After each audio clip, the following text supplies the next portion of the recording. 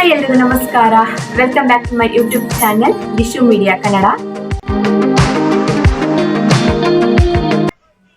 Hi, good morning. ಇವತ್ತು ಬುಧವಾರ ಬೆಳಗ್ಗೆಯಿಂದ ನಾನು ಲಾಗ್ ಮಾಡ್ತಾ ಇದ್ದೀನಿ. ಆಗಲೇ ಒಂದು 7 ಗಂಟೆ ಆಗಿದೆ. ಇವತ್ತಿನ ಒಂದು ವಿಡಿಯೋನ ಶುರು ಮಾಡ್ತಾ ಇದ್ದೀನಿ. ಇವತ್ತಿನ ಒಂದು ವಿಡಿಯೋ ನಿಮ್ಮೆಲ್ಲರಿಗೂ ಕೂಡ ಇಷ್ಟ ಆಗುತ್ತೆ ಅಂತ ಅನ್ಕೊಂತಾ ಇದ್ದೀನಿ.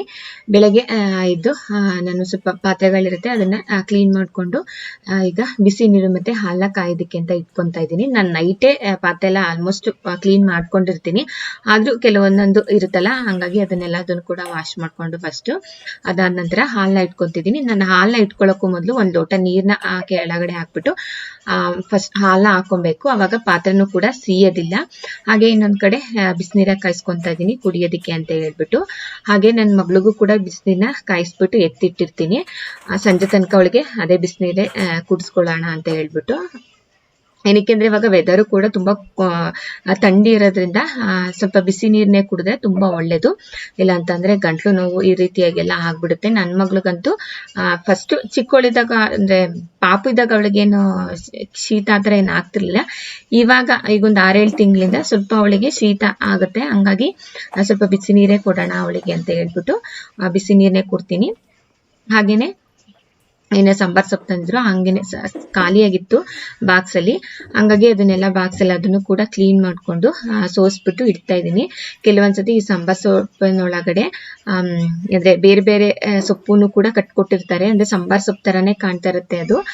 ಹಂಗಾಗಿ ಕಾಂಗ್ರೆಸ್ ಗಿಡ, ಅದಕ್ಕೆ ಹಂಗಾಗಿ ನೀಟಾಗಿ ನಾವು ಸೋಸ್ಬಿಟ್ಟು ಇಟ್ಕೊಂಡ್ರೆ ನಮ್ಗೆ ಯಾವಾಗ ಬೇಕಾವಾಗ ನಾವು ತಗೋಬಹುದು. ನಮ್ಗೆ ಅಷ್ಟು ಕಷ್ಟನೂ ಕೂಡ ಆಗೋದಿಲ್ಲ. ಹಂಗಾಗಿ ಬಾಕ್ಸು ಸ್ವಲ್ಪ ಗಲೀಜಾಗಿತ್ತು, ಹಂಗಾಗಿ ಎಲ್ಲ ವಾಶ್ ಮಾಡ್ಬಿಟ್ಟು ಅದನ್ನು ಕೂಡ ಎತ್ತಿಟ್ಕೊಂತಾ ಇದ್ದೀನಿ. ಹಾಗೆ ಇವತ್ತು ಬೆಳಗಿನ ತಿಂಡಿಗೆ ಬಂದ್ಬಿಟ್ಟು ನಾನು ಪಲಾವ್ ಮಾಡ್ತಾ ಇದ್ದೀನಿ. ಗ್ರೀನ್ ಪಲಾವು ಅಂದ್ರೆ ಖಾರ ರುಬ್ಬಿಸ್ಕೊಂಡು ಮಾಡ್ತಾ ಇದ್ದೀನಿ. ನಾನು ಹೆಚ್ಚಿಗೆ ಏನು ಖಾರ ರುಬ್ಬಿಸ್ಕೊಂಡು ನಾನು ಪಲಾವ್ ಮಾಡೋದಿಕ್ಕೆ ಹೋಗೋದಿಲ್ಲ. ಹಾಗೇನೆ ಮಾಡ್ಬೋದಲ್ಲ ಟೇಸ್ಟಿಯಾಗಿ ಅಂತ ಅಂದ್ಬಿಟ್ಟು ಎಲ್ಲದನ್ನು ಹಾಗೆ ಒಗ್ಗರಣೆಗೆ ಹಾಕೊಂಡೆ ಮಾಡ್ಕೊಂತೀನಿ. ಇವತ್ತು ಸ್ವಲ್ಪ ಚೇಂಜ್ ಇರ್ಲಿ ಅಂತ ಹೇಳ್ಬಿಟ್ಟು ಸ್ವಲ್ಪ ರುಬ್ಸ್ಬಿಟ್ಟು ಮಾಡ್ಕೊಳ್ಳೋಣ ಅಂತ ಹೇಳ್ಬಿಟ್ಟು ಮಾಡ್ತಾ ಇದ್ದೀನಿ. ರುಬ್ಸಕ್ಕೆ ನಾನು ಚಕ್ಕೆ ಲವಂಗ ಹಾಕೊಂತ ಇಲ್ಲ, ಯಾಕೆಂದ್ರೆ ನನ್ನ ಮಗಳಿಗೆ ಹೆಚ್ಚಿಗೆ ಜಾಸ್ತಿ ಖಾರ ಅಂತ ಅನ್ಸ್ಬಿಟ್ರೆ, ಯಾಕೆಂದ್ರೆ ಮಸಾಲೆಗಳನ್ನೆಲ್ಲಾನು ಜಾಸ್ತಿ ರುಬ್ಬಿಸ್ಬಿಟ್ರೆ ಅವಳಿಗೆ ಅಂತ ನಾನು ಎಕ್ಸ್ಟ್ರಾ ತಿಂಡಿ ಮಾಡ್ಬೇಕಾಗತ್ತೆ. ರೊಟ್ಟಿನೇ ಮಾಡ್ಬೇಕು, ಮತ್ತಿನ್ನೇನು ವೈಟ್ ರೈಸ್ ಆತರ ಏನ್ ತಿನ್ನಲ್ಲ. ಹಂಗಾಗಿ ಪ್ರತಿದಿನನೂ ರೊಟ್ಟಿ ಕೊಡೋದು ಅಷ್ಟು ಚೆನ್ನಾಗಿರಲ್ಲ ಅಂತ ಹೇಳ್ಬಿಟ್ಟು ನಾನು ಕೆಲವೊಂದೊಂದು ಪದಾರ್ಥಗಳನ್ನಷ್ಟೇ ನಾನು ರುಬ್ಸಕ್ಕೆ ಹಾಕೊಂಡು ಇನ್ನ ಚಕ್ಕೆ ಲವಂಗ ಕಾಳುಮೆಣಸು ಇದೆಲ್ಲಾನು ಹಾಗೇನೆ ಹಾಕೊಂತ ಇದ್ದೀನಿ. ಇವೆಲ್ಲ ಹಾಕೊಂಡ್ರೆ ಟೇಸ್ಟ್ ರುಬ್ಸೋದಿಕ್ಕೆ ಚಂದ ಟೇಸ್ಟ್ ಆಗಿರುತ್ತೆ. ಬಟ್ ಅವಳಿಗೋಸ್ಕರ ಅಂತ ಹೇಳ್ಬಿಟ್ಟು ಆದಷ್ಟು ಕಡಿಮೆ ಮಸಾಲೆಗಳನ್ನೇ ನಾನು ಸೇರಿಸ್ಕೊತೀನಿ. ಹಸಿರು ಮೆಣಸಿನಕಾಯಿ ಅಂತೂ 2-3 ಅಷ್ಟೇ ನಾನು ಸೇರಿಸ್ಕೊಳ್ಳೋದು. ಅದನ್ನು ಕೂಡ ಇವತ್ತು ಬೆಳಗ್ಗೆ ಖಾರ ಅಂತ ಹೇಳ್ತಾ ಇದ್ಲು. ಹಾಗೆ ಒಂದು 2 ಟೊಮೊಟೊನ ಸಣ್ಣದಾಗಿ ಕಟ್ ಮಾಡ್ಕೊಂಡು ಇಟ್ಕೊಂತಾ ಇದ್ದೀನಿ. ಇದಿಷ್ಟು ಬಂದ್ಬಿಟ್ಟು ನಾನು ರುಬ್ಸೋಕೆ ಅಂತ ಇಟ್ಕೊಂಡಿರೋದು ಸಾಂಬಾರ್ ಸೊಪ್ಪು, ಪುದೀನ, ಟೊಮೊಟೊ, ಈರುಳ್ಳಿ, ಶುಂಠಿ, ಬೆಳ್ಳುಳ್ಳಿ, ಹಾಗೆ ಹಸಿರು ಮೆಣಸಿನಕಾಯಿ. ಇದಿಷ್ಟನ್ನು ಕೂಡ ಸ್ವಲ್ಪ ನೀರನ್ನ ಹಾಕೊಂಡು ರುಬ್ಬಿಸ್ಕೊಂತಾ ಇದ್ದೀನಿ. ಹಾಗೇನೆ ಅದು ಖಾರ ರೆಡಿ ಆಗೋಷ್ಟೊಳಗೆ ನಾನು ಅಕ್ಕಿನೂ ಕೂಡ ತೊಳೆದ್ಬಿಟ್ಟು ಇಟ್ಕೊಂಡಿದ್ದೀನಿ. ನಾವು ಪಲಾವ್ ಮಾಡ್ಕೊಳ್ಳೋ ಅಷ್ಟೊಳಗೆ ಅಕ್ಕಿನೂ ಕೂಡ ಚೆನ್ನಾಗಿ ನೆನೆಯುತ್ತೆ ಮತ್ತೆ ಉಡಿಯಾಗಿ ಬರುತ್ತೆ. ಹಾಗೆ ಸ್ವಲ್ಪ ಫ್ರಿಜ್ ಅಲ್ಲಿ ಕಾಳುಗಳು ಇತ್ತು. ಕಾಳು ಮತ್ತೆ ಚೊಟ್ಟು ಸಾಂಬಾರಿಗೆ ಹಾಕಿದ್ರೆ ಅಷ್ಟು ಚೆನ್ನಾಗಿರೋದಿಲ್ಲ. ಹಂಗಾಗಿ ಪಲಾವ್ಗೆ ಹಾಕೊಂಡ್ಬಿಡೋಣ ಅಂತ ಹೇಳ್ಬಿಟ್ಟು ಪಲಾವ್ಗೆ ಹಾಕ್ತಾ ಇದ್ದೀನಿ. ಇವತ್ತು ಆಕ್ಚುಲಿ ಉಪ್ಪಿಟ್ಟು ಮಾಡ್ಬೇಕು ಅಂತ ಇದ್ದಿದ್ದು. ಉಪ್ಪಿಟ್ಟು ಯಾರು ತಿನ್ನಲ್ಲ, ನನ್ನ ಮಗಳಂತೂ ಫಸ್ಟೇ ತಿನ್ನೋದಿಲ್ಲ. ಹಂಗಾಗಿ ಉಪ್ಪಿಟ್ಟು ಬೇಡ ಅಂತ ಹೇಳ್ಬಿಟ್ಟು ಪಲಾವ್ನೇ ಮಾಡ್ಕೊಂಡ್ಬಿಡೋಣ ಅಂತ ಹೇಳ್ಬಿಟ್ಟು ಪಲಾವ್ನೇ ಮಾಡ್ತಾ ಇದ್ದೀನಿ. ಹಾಗೆ ಕುಕ್ಕರ್ನ ಬಿಸಿಗೆ ಇಟ್ಬಿಟ್ಟು ಸ್ವಲ್ಪ ಒಂದು ಅರ್ಧ ಲೋಟದಷ್ಟು ಎಣ್ಣೆನ ಸೇರಿಸ್ಕೊಂತಾ ಇದ್ದೀನಿ. ಸ್ವಲ್ಪ ಪಲಾವ್ಗೆ ಎಣ್ಣೆ ಚೆನ್ನಾಗಿದ್ರೆ ಟೇಸ್ಟ್ ತುಂಬಾ ಚೆನ್ನಾಗಿರುತ್ತೆ ಅಂತ ಹೇಳ್ಬಿಟ್ಟು ಇನ್ನು ಸ್ಟಾರು, ಏಲಕ್ಕಿ, ಲವಂಗ, ಚಕ್ಕೆ, ಈರುಳ್ಳಿ, ಟೊಮೊಟೊ ಹಾಗೆ ಸ್ವಲ್ಪ ಅರಿಶಿನ ಹಾಕೊಂಡು ಚೆನ್ನಾಗಿ ಇದನ್ನ ಫ್ರೈ ಮಾಡ್ಕೊತಾ ಇದ್ದೀನಿ. ಹಾಗೆ ರುಬ್ಸಿರುವಂತಹ ಮಸಾಲೆನ ಇದಕ್ಕೆ ಸೇರಿಸ್ಕೊಂತಾ ಇದ್ದೀನಿ. ತುಂಬಾ ಚೆನ್ನಾಗಿರುತ್ತೆ ಈ ರೀತಿಯಾಗಿ ಮಾಡ್ಕೊಂಡ್ರು ಕೂಡ. ಇದಕ್ಕೆ ನಮ್ಗೆ ಯಾವ ರೀತಿಯಾಗಿ ತರಕಾರಿ ಬೇಕೋ ಅದೆಲ್ಲದನ್ನು ಕೂಡ ಹಾಕೊಬಹುದು. ಕ್ಯಾರೆಟು, ಬೀಟ್ರೂಟು ಎಲ್ಲದನ್ನು ಕೂಡ ಸೇರಿಸ್ಕೋಬಹುದು. ತುಂಬಾನೇ ಚೆನ್ನಾಗಿರುತ್ತೆ. ಹಾಗೇನೆ ಇದಕ್ಕೆ ಅವರೆಕಾಳು ಮತ್ತೆ ಬೀನ್ಸ್ ಚೊಟ್ಟನ್ನ ಇದಕ್ಕೆ ಸೇರಿಸ್ಕೊಂತಾ ಇದ್ದೀನಿ. ಚೆನ್ನಾಗಿ ಈ ಹಸಿ ಸ್ಮೆಲ್ ಎಲ್ಲ ಹೋಗ್ಬೇಕು, ಅಲ್ಲಿ ತನಕ ನಾವು ಚೆನ್ನಾಗಿ ಬಿಸಿ ಮಾಡ್ಕೊಬೇಕಾಗುತ್ತೆ ಇದನ್ನ. ಇವಾಗ ಇದಕ್ಕೆ ತೊಳೆದಿಟ್ಕೊಂಡಿರುವಂತ ಅಕ್ಕಿನ ಸೇರಿಸ್ಕೊಂಡು ಚೆನ್ನಾಗಿ ಮಿಕ್ಸ್ ಮಾಡ್ಕೊಂಡು ಇದಕ್ಕೆ ಎಷ್ಟು ಬೇಕು ನೀರು, ಅಂದ್ರೆ ನಾನು 1 ಲೋಟ ಅಕ್ಕಿನ ತಗೊಂಡ್ರೆ ಇದಕ್ಕೆ 2 ಲೋಟ ನೀರು ಸೇರಿಸ್ಕೊಂತೀನಿ. ಚೆನ್ನಾಗಿ ಬರುತ್ತೆ ಅವಾಗ. ಇವಾಗ ಕೊನೆಯದಾಗಿ ಸ್ವಲ್ಪ ಉಪ್ಪನ್ನ ಸೇರಿಸ್ಕೊಂಡು ಇದು ಕುದಿ ಬಂದಾದ್ಮೇಲೆ ನಾನು ಕುಕ್ಕರ್ ಮುಚ್ಚಳನ ಕ್ಲೋಸ್ ಮಾಡ್ಕೊತೀನಿ. ಇನ್ನೊಂದು 4-5 ತಿಂಗಳಾದ್ಮೇಲೆ ನನ್ನ ಮಗಳು ಸ್ಕೂಲಿಗೆ ಸೇರಿಸ್ಬೇಕು. ಇನ್ನು ಅವಳು ಸ್ಕೂಲಿಗೆ ಹೋಗುವಾಗ ಅವಳಿಗೆ ವೆರೈಟಿ ಬಾಕ್ಸ್ಗೆ ಕೊಟ್ಟು ಕಳಿಸ್ಬೇಕಾಗುತ್ತೆ. ನಾನೇನೋ ವೆರೈಟಿನೇ ಮಾಡ್ಕೊಡ್ತೀನಿ, ಬಟ್ ಆದ್ರೆ ಅವಳು ಹೊಟ್ಟೆ ತುಂಬ ತಿಂದು ಬರ್ಬೇಕಷ್ಟೇನೆ. ಅವಳು ಏನು ಮಾಡಿ ಬರ್ತಾಳೋ ಗೊತ್ತಿಲ್ಲ. ಹಂಗೇನೆ ಅವಳಿಗೆ ತಿಂಡಿ ತಿನ್ನಿಸ್ಬಿಟ್ಟು ಅದಾದ ನಂತರ ನಾನು ತಿಂಡಿ ಮಾಡ್ಕೊಳ್ಳೋಣ ಅಂತ ಸ್ವಲ್ಪ ದಾಳಿಂಬೆ ಹಣ್ಣಿತ್ತು, ಹಂಗಾಗಿ ಕಟ್ ಮಾಡ್ಕೊತಾ ಇದ್ದೀನಿ. ನನ್ನ ಮಗಳು ಕೆಲವೊಂದೊಂದು ಟೈಮ್ ತಿಂತಾಳೆ ಹಣ್ಣುಗಳನ್ನ ಇಷ್ಟಪಟ್ಟು, ಕೆಲವೊಂದೊಂದು ಟೈಮ್ ತಿನ್ನೋದಿಲ್ಲ. ಹಂಗಾಗಿ ಅವಳಿಗೆ ಹಿಂಸೆ ಮಾಡೋದಕ್ಕೆ ಹೋಗೋದಿಲ್ಲ, ತಿಂದಾಗ ತಿನ್ಲಿ ಅಂತ ಹೇಳ್ಬಿಟ್ಟು ಇದನ್ನ ಜ್ಯೂಸ್ ಮಾಡ್ಕೊಳ್ಳೋಣ ಅಂತ ಅನ್ಕೊಂಡೆ. ಬಟ್ ಅದು ತುಂಬಾ ಟೈಮ್ ಆಗಿತ್ತು. ಇವಾಗ ಜ್ಯೂಸ್ ಎಲ್ಲ ಮಾಡ್ಕೊಂಡು ಕುತ್ಕೊಂಡ್ರೆ ಮತ್ತೆ ಮಧ್ಯಾಹ್ನಕ್ಕೆ ನನಗೆ ಅಡುಗೆ ಬೇಗ ಮಾಡೋದಕ್ಕಾಗಲ್ಲ ಅಂತ ಹೇಳ್ಬಿಟ್ಟು ಹಾಗೆ ಸ್ವಲ್ಪ ಖಾರದ ಪುಡಿ ಮತ್ತೆ ಉಪ್ಪು ಮತ್ತೆ ಪೆಪ್ಪರ್ ಪೌಡರ್ನ ಹಾಕೊಂಡು ಮಾಡ್ಕೊಳ್ಳೋಣ ಅಂತ ಅಂದ್ಬಿಟ್ಟು ರೆಡಿ ಮಾಡ್ಕೊತಾ ಇದ್ದೀನಿ. ನಾನು ಪ್ರೆಗ್ನೆಂಟ್ ಇದ್ದಾಗ ಈ ರೀತಿಯಾಗಿ ಹೆಚ್ಚಾಗಿ ಮಾಡ್ಕೊತಾ ಇದ್ದೆ, ಸ್ವಲ್ಪ ಬಾಯಿ ಟೇಸ್ಟಿ ಇರ್ತಿತ್ತು ಅಂತ ಹೇಳ್ಬಿಟ್ಟು. ಹಾಗೆ ಸ್ವಲ್ಪ ಪಪ್ಪಾಯು ಕೂಡ ಇತ್ತು, ಅದನ್ನು ಕೂಡ ಕಟ್ ಮಾಡ್ಕೊಂಡು ನನ್ನ ತಿಂಡಿನ ಮುಗಿಸ್ಕೊಂಡೆ. ಆಗ್ಲೇ ಒಂದು 11:30 ಆಗಿತ್ತು. ಇನ್ನು ಮಧ್ಯಾಹ್ನಕ್ಕೆ ಬಂದ್ಬಿಟ್ಟು ನಾನು ಅವರೆಕಾಳು, ಪಾಲಕ್ ಸೊಪ್ಪು ಮತ್ತೆ ಇನ್ನೊಂದೆರಡು ಥರದ್ದು ಸೊಪ್ಪನ್ನ ಹಾಕ್ಬಿಟ್ಟು ಒಂದ್ಸಾರು ಮಾಡಿದ್ದೆ. ಹಾಗೇನೆ ಮಧ್ಯಾಹ್ನ ಹೊರಗಡೆ ಹೋಗಿದ್ದಾಗ ಕಿತ್ಲೆಹಣ್ಣು ತಗೊಂಡ್ ಬಂದಿದ್ರು. ಇವಾಗ ಚಳಿ ಅಲ್ವಾ, ಸ್ವಲ್ಪ ಹುಳಿನೇ ಇದೆ.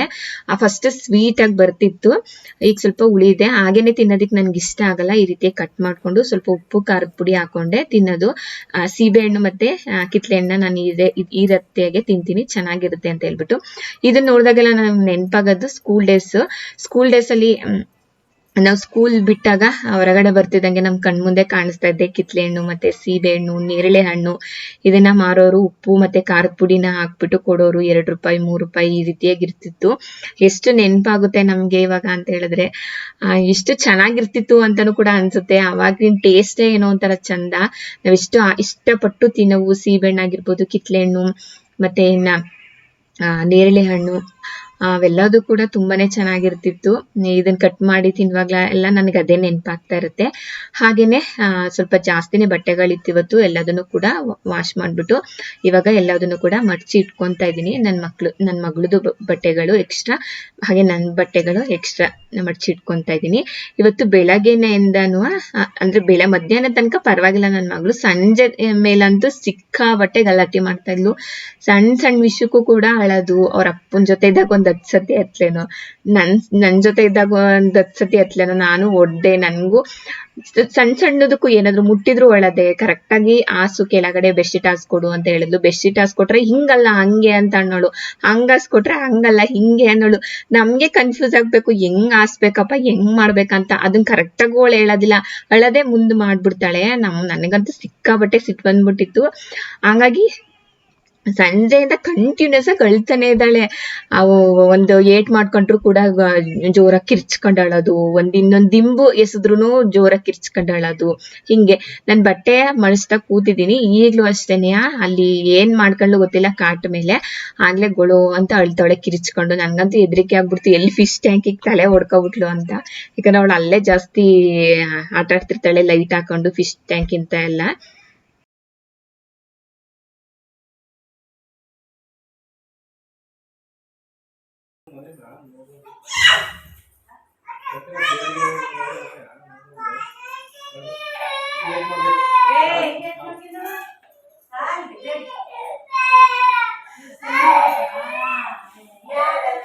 ಅವಳನ್ನ ಸ್ವಲ್ಪ ಸಮಾಧಾನ ಮಾಡ್ಬಿಟ್ಟು ಹಾಗೇನೆ ನಮ್ಮ ಯಜಮಾನ್ರಿಗೆ ಸೊಪ್ಪಿನ ಸಾಂಬಾರ್ ಬೇಡ ಅಂತ ಹೇಳಿದ್ರು, ಗ್ಯಾಸ್ಟ್ರಿಕ್ ಆಗಿದೆ ಅಂತ ಹೇಳಿದ್ರು. ಹಂಗಾಗಿ ಅವ್ರಿಗೋಸ್ಕರ ಅಂತ ಹೇಳ್ಬಿಟ್ಟು ಬೇಳೆ ಸಾಂಬಾರ್ ಮಾಡ್ತಾ ಇದ್ದೀನಿ. ಬೇಳೆ ತಿಳಿ ಸಾಂಬಾರು. ಇದು ಗ್ಯಾಸ್ಟ್ರಿಕ್ಗೆಲ್ಲ ತುಂಬಾನೇ ಒಳ್ಳೇದು. ಯಾವುದೇ ಹಸಿರು ಮೆಣಸಿನಕಾಯಿ ಖಾರದ ಪುಡಿ ಸಾಂಬಾರ್ ಪುಡಿ ಏನು ಕೂಡ ನಾನು ಹಾಕ್ತಾ ಇಲ್ಲ, ಹಾಗೇನೆ ಮಾಡ್ತಾ ಇರೋದು. ಒಂದ್ 10 ನಿಮಿಷದಲ್ಲೇ ರೆಡಿಯಾಗಿ ಹೋಗ್ಬಿಡುತ್ತೆ. ಸ್ವಲ್ಪ ಸಮಾಧಾನ ಮಾಡ್ಬಿಟ್ಟು ಬಂದಿದ್ದೀನಿ. ಇಲ್ಲಿ ನಾನು ಸಾಂಬಾರ್ ಏನೋ ಮಾಡ್ಕೊಂತ ಇದ್ದೀನಿ. ಇಲ್ಲೂ ಬಂದ್ಬಿಟ್ಟು ಗ್ರೈಂಡ್ರದ್ದು ಮುಚ್ಚುಳ ಹಾಕಕ್ ಆಗ್ತಿಲ್ಲ ಅಂತ ಅಂದ್ಬಿಟ್ಟು ಅಳ್ತಾವಳೆ. ಅಯ್ಯೋ, ನಮಗೆ ತುಂಬಾ ತಲೆನೇ ನೋವಾಗ್ಬಿಡುತ್ತೆ. ಅವಳು ಅಷ್ಟು ಅಳದ್ ನೋಡಿದ್ರೆ ಮನೆಯವ್ರಿಗೆ ಯಾರಿಗೂ ನೆಮ್ಮದಿನೇ ಇರೋದಿಲ್ಲ. ಫುಲ್ ತಲೆನೋವು ಬಂದ್ಬಿಡುತ್ತೆ. ಅವಳು ತಲೆನೋವು ಅಂತಾಳೆ ಅಷ್ಟು ಕಿರ್ಚೋದ್ಕೆ. ನಮಗೂ ಕೂಡ ತಲೆನೋವು ಬಂದ್ಬಿಡುತ್ತೆ. ಮಕ್ಳುಗಳು ಮನೇಲಿ ಹತ್ರ ಅಳ್ತಾ ಇದ್ರೆ ಕಿರಿಸ್ತಾ ಇದ್ರೆ ನಿಜ ನಮ್ಗೆ ಅದು ಇಷ್ಟನೇ ಆಗೋದಿಲ್ಲ. ಹಂಗಾಗಿ ಅವಳು ಸ್ವಲ್ಪ ಸಮಾಧಾನ ಮಾಡ್ಬಿಟ್ಟು ಅವಳನ್ನ ಹೊರಗಡೆ ಕಳಿಸ್ಬಿಟ್ಟು ಮತ್ತೆ ನಾನು ಸಾಂಬಾರ್ ಮಾಡ್ತಾ ಇದ್ದೀನಿ. ಸ್ವಲ್ಪ ಬೇಳೆ ಹಾಕೊಳ್ಳೋದು, ಇದಕ್ಕೆ ಜಾಸ್ತಿ ಬೇಳೆ ಹಾಕೊಳ್ಳೋದಕ್ಕೆ ಹೋಗ್ಬಾರ್ದು. ಒಂದು ಅರ್ಧ ಈರುಳ್ಳಿ, 1 ಟೊಮೊಟೊ, ಹಾಗೆ ಕಾಳು ಮೆಣಸು, ಹಾಗೆ ಬೇಳೆ, ತಗೊಂಡಿದ್ದೀನಿ.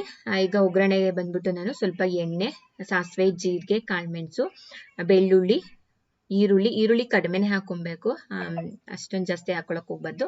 ಹಾಗೆ ಒಂದು ಚಿಕ್ಕದು ಟೊಮೊಟೊ ಅಷ್ಟೇ ತಗೊಂಡಿರೋದು ನಾನು. ಇದಿಷ್ಟು ಹಾಕೊಂಡು ಸ್ವಲ್ಪ ಅರಿಶಿನ ಹಾಕೊಂಡು ಚೆನ್ನಾಗಿ ಇದನ್ನ ಮಿಕ್ಸ್ ಮಾಡ್ಕೊಂಡು ತೊಳೆದಿಟ್ಕೊಂಡಿರೋಂಥ ಬೇಳೆನೆ ಹಾಕೊಂಡು ನಮ್ಗೆ ಎಷ್ಟು ಸಾಂಬಾರ್ ಬೇಕೋ ಅಷ್ಟು ನೀರನ್ನ ಸೇರಿಸ್ಕೊತಾ ಇದ್ದೀನಿ. ನಾನು ಅವ್ರೊಬ್ರಿಗೆ ಅಂತ ಹೇಳ್ಬಿಟ್ಟು ಅದಷ್ಟು ಕಡಿಮೆನೆ ಹಾಕೊಂತ ಇದ್ದೀನಿ. ಇದು ಗ್ಯಾಸ್ಟ್ರಿಕ್ಗೆಲ್ಲ ತುಂಬಾನೇ ಒಳ್ಳೇದು. ಮತ್ತೆ ಇವಾಗ ಶೀತ ಎಲ್ಲ ಆಗಿರುತ್ತಲ್ಲ ಅಂಥವ್ರಿಗೆಲ್ಲರಿಗೂ ಕೂಡ ತುಂಬಾನೇ ಒಳ್ಳೇದು. ತುಂಬಾ ಚೆನ್ನಾಗಿರುತ್ತೆ. ಮಾತ್ರ ಈ ರೀತಿಯಾದ ಒಂದು ರಸ ಮಾಡ್ಕೊಂಡ್ರೆ ಚೆನ್ನಾಗಿ ಕುದಿ ಬಂದಾದ್ಮೇಲೆ ಅದಕ್ಕೆ ಸ್ವಲ್ಪ ಉಪ್ಪನ್ನ ಹಾಕೊಂಡು ರೆಡಿ ಮಾಡಿ ಇಟ್ಕೊಂಡೆ. ಇನ್ನು ಅವರು ವಾಕೋಗಿದ್ರು, ವಾಕೋಗಿ ಬಂದಿರ್ಲಿಲ್ಲ. ನನ್ನ ಮಗ್ಳಿಗೆ ಅಷ್ಟೊತ್ತಿಗೆ ಊಟ ಮಾಡಿಸ್ಬಿಟ್ಟು ಅವಳನ್ನ ಸಮಾಧಾನದಿಂದ ಕೂರಿಸ್ಕೊಂಡು ಕುತ್ಕೊಂಡಿದ್ದೆ. ಮತ್ತೆ ಅವ್ರು ಬರೋಷ್ಟೊಳಗೆ ಮತ್ತೆ ಅವ್ರ ಜೊತೆ ಟೌನಿಗೆ ಹೋದ್ಲು. ಸಂಜೆಯಿಂದ ನೀನ್ ಏನಕ್ಕೆ ತುಂಬಾ ಅಳ್ತಿದ್ದಲ್ಲ, ಯಾಕೆ ಅಳ್ತಿದ್ದಪ್ಪ? ಸುಮ್ನೆ ಏನು ಮುಟ್ಟಿದ್ರು ಅಳಿವೆ, ಸರಿಯಾದ ಬೆಡ್ಶೀಟ್ ಹಾಕ್ಸಿಲ್ಲ ಅಂತ ಅಂದ್ರು ಅಳಿವೆ. ಏನಕ್ಕೆ ಅಳ್ತದ್ರಿ ಅಷ್ಟೊಂದು? ಏನಕ್ಕೆ ಅಳ್ತಿದ್ರಿ ಹೇಳ್ಬೇಕು ನೀವು.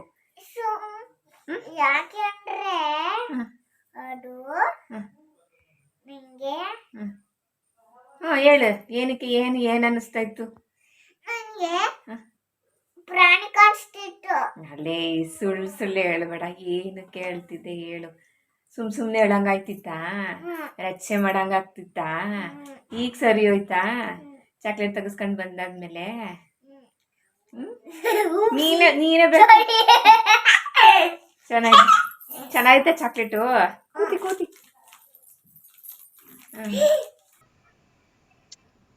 ಟೌನಿಗೆ ಹೋಗ್ಬಂದು ಚಾಕ್ಲೇಟ್ ಎಲ್ಲ ತೆಗೆಸ್ಕೊಂಡು ಬಂದು ಫುಲ್ ಖುಷಿಯಾಗಿದ್ಲು. ಇವತ್ತಿನ ಒಂದು ವಿಡಿಯೋನ ಇಲ್ಲಿಗೆ ನಾನು ಮುಗಿಸ್ತಾ ಇದ್ದೀನಿ. ಇವತ್ತಿನ ಒಂದು ವಿಡಿಯೋ ನಿಮ್ಗೆ ಏನಾದ್ರು ಸ್ವಲ್ಪನಾದ್ರೂ ಇಷ್ಟ ಆಗಿದ್ರೆ ಲೈಕ್ ಮಾಡಿ, ಶೇರ್ ಮಾಡಿ, ಹಾಗೆ ಕಮೆಂಟ್ ಬಾಕ್ಸ್ ಅಲ್ಲಿ ಕಮೆಂಟ್ ಹಾಕಿ, ಹಾಗೆ Lishu media Kannada YouTube channel subscribe ಮಾಡ್ಕೊಳ್ಳಿ, ಹಾಗೆ ನನಗೆ ಸಪೋರ್ಟ್ ಮಾಡಿ.